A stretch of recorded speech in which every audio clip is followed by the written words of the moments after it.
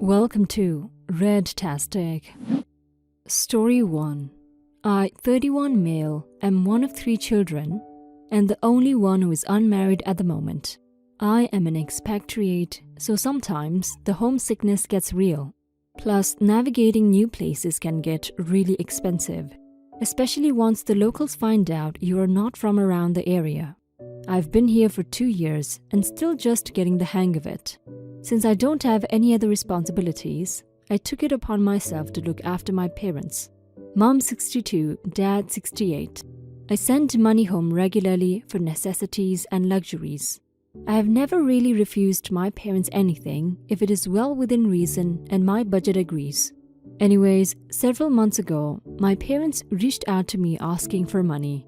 It was an odd request because I had been sending money unprompted. But my mom went on to explain that my father had fallen ill. The doctors they went to see just bounced them all over the place with inconclusive results, and they had raked up quite the amount. Healthcare can be expensive. They finally found out what was wrong with my dad, but it was going to be costly.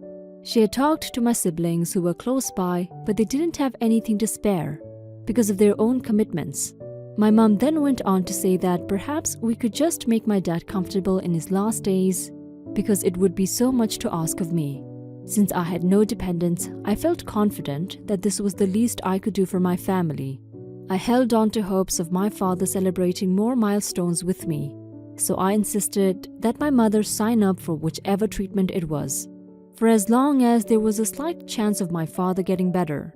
She said it would be very costly and went on to quote a high figure. It was more than I could come up with whatever I had been sending before. I knew it was going to cost me, but I agreed to it. I made a few changes to my lifestyle, downsized the apartment I was staying in, and practically gave up my social life. I even went ahead to take out a loan just to be able to finance these health concerns. I also did my best to follow up on the progress. My father sounded sick whenever I talked to him. Whenever I asked, my mother would send me test results and things.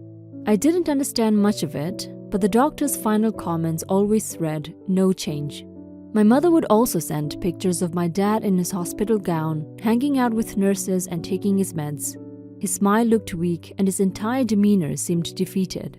After about 4 months of getting that treatment, with no change from all the information I was getting, I decided to make a trip home. My father just kept looking worse, and I feared that by the time I went over it would be too late. So I asked to take a week off from work. I didn't tell my family that I would be dropping by because I wanted it to be a surprise. I booked my flight, made all the arrangements, and went home. The first thing I found out of place was that my parents' house was all renovated. The yard and exterior had been done up to something modern. I also saw 2 new cars in the driveway that were nothing close to my parents' old truck. My first thought was that they had sold it to cover the bills, and I started to panic about it. But then I saw my dad, my apparently sick and dying dad, walk out of the house in full health, enter one of the cars, and drive away. Luckily, he hadn't seen me. I was very confused, but I still went into the house. They had also renovated the interior and added a little 2-bedroom annex to the backyard. From the items and the photos, it looked like they had given the annex to my younger brother, 28 male, and his family. My mother was shocked when she found me waiting for them. I immediately demanded some answers. What had they done with my money, and why hadn't they been honest about it from the start? My mother quickly said that rather than getting unhappy about it, I should be glad that my father was alive and well. My father and brother walked in during that conversation but offered no explanations either. I demanded that they pay back all the money I had sent because they had obtained it under false pretenses. They weren't the least bit bothered. They said the money had taken care of my family and I should be glad for that. I told them that if they didn't want to pay back the money, I was going to cut them off and they would never see or hear from me again. That didn't move them. Instead, they said I was being selfish and blowing things out of proportion. It was a small lie and they had always been planning on coming clean later. They said I looked like an idiot for failing to be pleased with the strides they had made in their lives. Am I the a-hole? I feel like they could have been more honest with me. Update. I didn't want to be around my family after that confrontation, so I took the next flight out and got to work. My parents and brother kept sending messages and calling, telling me to calm down and think things through rationally. I wrote back that the only humane thing to do was pay me back what was rightly mine. If they couldn't do that, then they shouldn't contact me. They argued that they didn't have that money and even got my older sister, 33 female, to try and convince me otherwise. I finally blocked them and decided to pour myself into putting down roots here. So far, I have met some awesome people along the way. My family hasn't tried to contact me, nor have they made any attempts to pay back what they owe.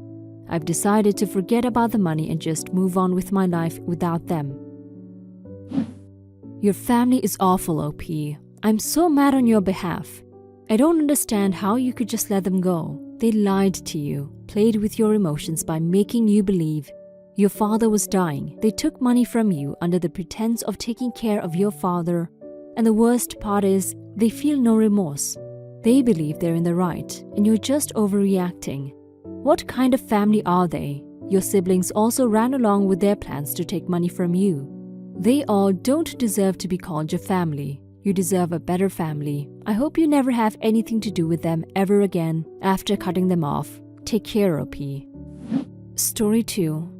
During Christmas last year, I, 26 male, purchased 3 gifts for my wife, 26 female, a makeup set, a light purple bathrobe, and a Scent-C oil diffuser.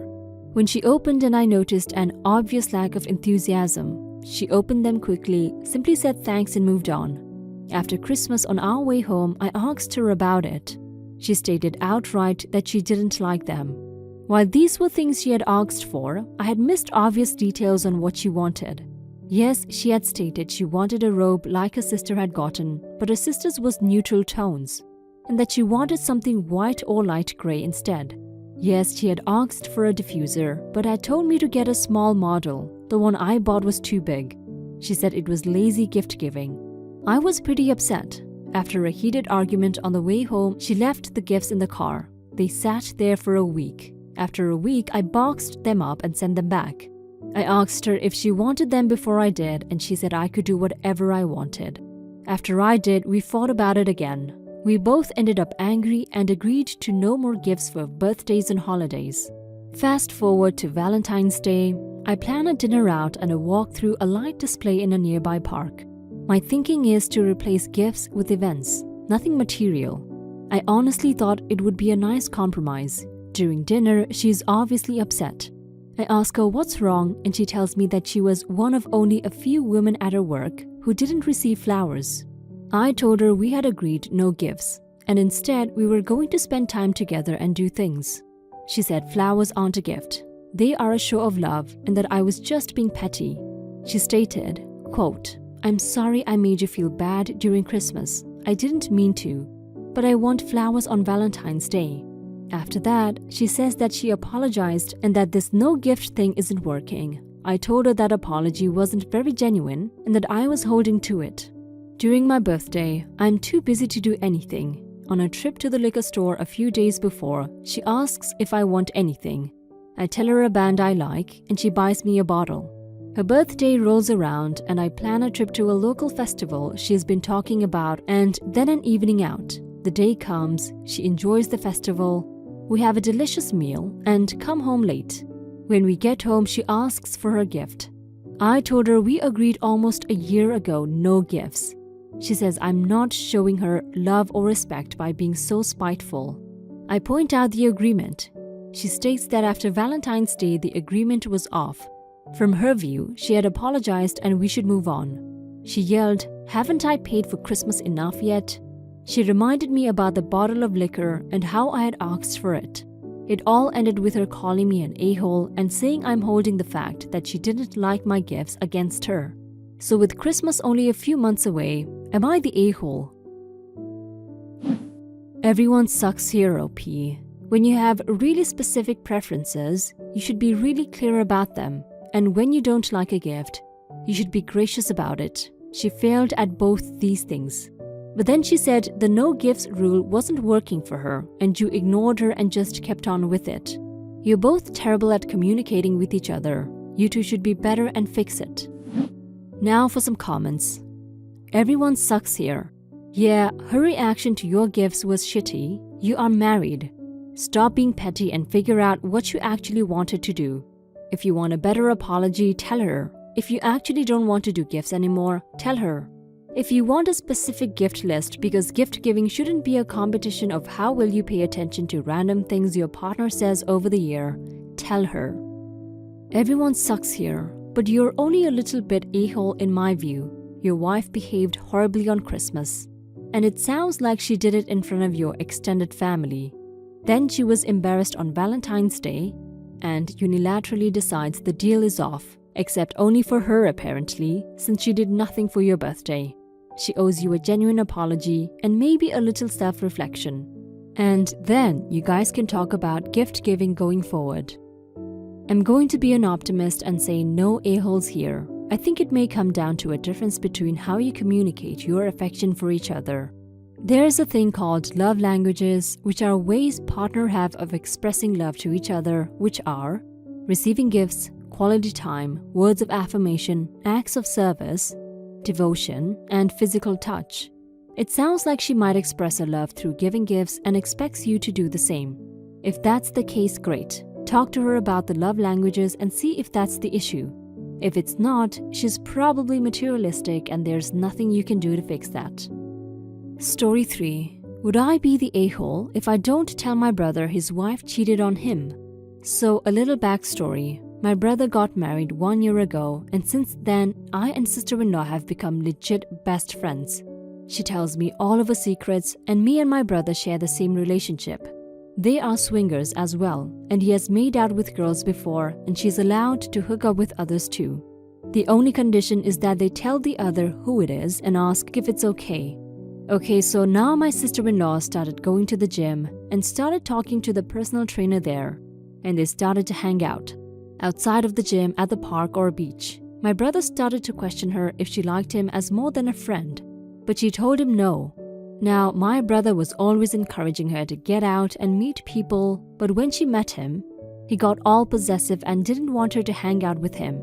So they argue about it, and he ends up accepting that she can hang out with him. So, it's been 4 weeks since she first met him, and last night when we were out, she told me that she kissed him, and then said that he had given her oral once, and she told me not to say anything. I was drunk, so I went back home with them, since he picked us up and went to bed. This morning, we talked for about an hour when she and I left the house. This is where she starts to talk about how she feels bad about it, but not because she did it, but because she doesn't feel bad about doing it. She talks about how she feels like she's in a toxic relationship, and that even though she loves him with all her heart, she doesn't find him attractive because he's been getting depressed and all moody recently, so that's why she did it without telling my brother. I was trying to understand as a friend would and give my advice, and I told her she needs to talk to him about it and have a serious conversation. She said every time she tried to talk, he starts to cry or removes himself mentally from the conversation and says there's no point. So I tell her she has to, there is no other way around it, and she said she will do it when she gets back. I'm 100% sure she won't talk about her cheating on him because it would crush his self-esteem and make him more depressed than he already is. I'm now sitting here at work just thinking this all through, and I feel like I have to talk to her about how much guilt I'm feeling and how it's causing my asthma to resurface. My chest feels like it's crushing itself. I don't want to choose between them, they are my two favorite people ever. But would I be the a-hole if I don't tell my brother right away and try to get her to understand her F-up and confess to it herself? Because I believe it will be easier to repair the relationship between them if she admits than if I tell him about it. I'm willing to risk my relationship with my brother if it means they make up and stay together.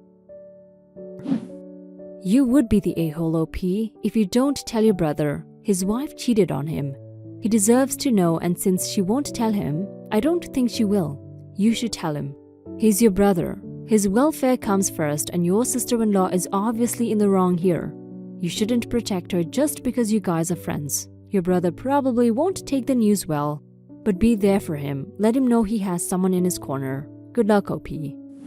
Now for some comments. You are the a-hole if you don't say anything. If the relationship is as toxic as she's making it out to be, then she needs to call it off with your brother and move on. It sounds like neither one of them was ready for marriage, to be honest. You would be the a-hole. That's your brother. You carry the same blood. Roles reversed, you would be upset if he didn't tell you. The relationship seems very toxic and needs work. However, if the wife isn't willing to come clean, you should tell your brother. He's your brother. You are the a-hole, holy shit. The whole time you speak about how she feels and how you feel. What about him? He's depressed, and instead of thinking how to help him, she laments about how he doesn't get her going. That is low. Also, to you, they should not be equal. He's your brother. He did nothing to become undeserving of the love that comes with it. You need to protect him right away, not wait and hesitate. His well-being and dignity should be more important to you than a cheating bestie.